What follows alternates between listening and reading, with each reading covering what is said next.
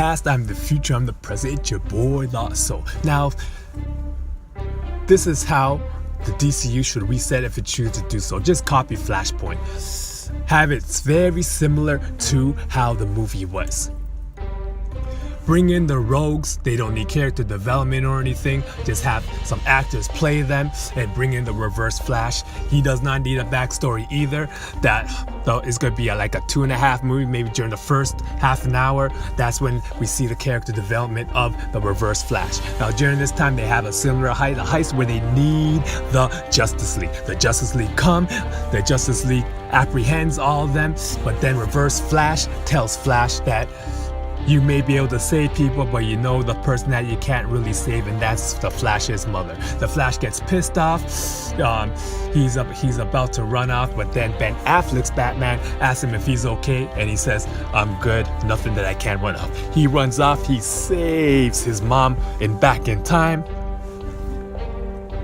And that's the beginning of the reset. Now during this reset, he comes up. He sees the paper. He sees the rogues are doing something. He thinks it's a crime. He goes out. He finds out that they're actually superheroes. He's perplexed. He's wondering what's going on. Now during this time, he's about to turn into the Flash. He starts to run. He figures out he has no speed whatsoever. Now during this time, he goes outside and he sees a figure which is his mother. He is shocked but amazed and happy that she is alive. He hugs her and he tells her the secret that he is the Flash, but she says, "What's a Flash?" Because the Flash does not exist in this world. He is perplexed. He decides to go check on Batman. So he goes to Batman, but during this time, this is where Suicide Squad's Harley Quinn is now playing yo-yo. It kind of shows a scene about Batman chasing her, asking her where the Joker is. And people are wondering, okay, is the Joker from Suicide Squad? But I'll bring up that later. So during this time, he goes to the Batcave to find Bruce. He goes there. Yeah. He sees Batman. Batman brutally beats him up. He's wondering why he's beating him up. He goes, "Bruce, it's me. Bruce, it's me. It's Barry Allen. I swear it's Barry Allen." And he goes, "I am not Bruce. Bruce died over 10, 20, whatever years ago." And he's perplexed again wondering what is going on. They realize, oh my God, instead of Bruce dying that fateful night, instead of the father dying that fateful night, it was actually Bruce. So he finally convinced that version of Batman, which is Bruce's father, that he is from a different world. He humors him. He tries to prove it. He takes out the ring. He presses the button, but then the yellow suit comes out. He wondering what the yellow suit. All this similar to the movie. And he goes, why would he bring out this? And he goes, because he wants you to know that he's the one that set this world afoot. Now during this time, we figure out that Wonder Woman, played by Gal Gadot, is evil, going against the Atlanteans in some type of war, whatever war you could say, whatever. And during this time, we figured out there's some villains that are with them from Suicide Squad. Just say Suicide Squad. So some people from Suicide Squad are the heroes. Some people from Suicide Squad are still the villains. During this time, it shows a flashback of how everything changed from when Barry Allen saved the mom. It shows Superman, Henry Cavill's Superman. Instead of that ship falling in Kansas, it falls with Lex Luthor, and he's either working for him or Lex has him caged. Either way, like, he is partially either evil or he has no idea. Cyborg, he is the Superman there. He is the superhero. He is like the Captain America that everybody loves.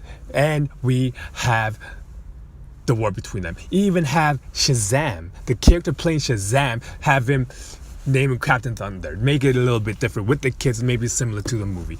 Anyway, those people are having a war. Then you have finally Barry confronting Reverse Flash. But let's go back. It shows how the father of Bruce Wayne became Batman. It shows that the Joe Chill kills Bruce Wayne instead of the parents. And during this time, I could see the live action version. It shows the mother all so upset. She starts crying, and all of a sudden she changes from a cry to a laughter. And that is the origin of that version of the Joker. Now going back to this fight between the Flash and Reverse Flash. It looks like Barry Allen's gonna save the day, but then Reverse Flash hinders him, subdues him somehow. And during this time, he tells the Flash the truth, that it wasn't him that reset everything, it was the Flash. It was him because he was so sad that his mom died and he had no one, that he went back. And he says that he is selfish, that he could have did anything. He could have stopped Hitler from starting World War II. He could have saved anybody, could have saved the planet, but he chose to save his mother. During this time, Barry is sad. Barry is sad indeed. Then Reverse Flash is about to finish him off, then he is kind of saved by Batman. During this time, Reverse Flash takes off. Batman goes to Barry and tells him he has to take out Reverse Flash and make everything right. And during this time, he writes him a letter and he says, when you fix things right, give this to my son for me. Flash says yes. During this time, he agrees. Well, let me go back a little. Cyborg asked Batman before if he would join him in the fight against the Atlanteans and the Amazons. He reluctantly says no the first time, but then he finally says yes because he knows this may be the end of his universe as they know it. So during this time, they're doing all the fighting, and all that. The Flash tries to go back in time. He figures out that he can't because the Reverse Flash is stopping him by sucking up the so-called Speed Force. So again, they're fighting. And it looks like Reverse Flash is gonna win again. Then at that last second, Batman shoots him in the head and kills him. Now going back a little, it shows Wonder Woman and Aquaman fighting. Wonder Woman takes off his arm like it always happens. Shazam, they're known as Captain Thunder, he gets destroyed somehow. You can make all those type of stories there. Ray Fisher, Cyborg, the superhero, he tries to save the day and he goes off in a nice glory. And it seems like everything is getting destroyed. And it can even show someone setting off a time bomb somewhere, some kind type of story where if they pull that off, the world would be destroyed as they know it. And during that time, they press the button and it's about to happen. And that's when Batman tells the Flash to run, hurry up, get back to the time and reset everything. So he does. He runs, he goes into the Speed Force. He goes into the Speed Force, he sees his other self that was going back to save the mom. He tries to chase him, he tries to grab him, he can't, but then at the last second he does. He goes back, he resets time. Now, this will be the interesting part because Ben Affleck does not want to play Batman. And this is my theory, this is what I think should happen because it would be so chill. He goes back and shows the back of Batman. Just say there's like a coffee cup or something, Batman offers him a coffee or something like that. So he's drinking it and he tells him what happened and Batman believes him.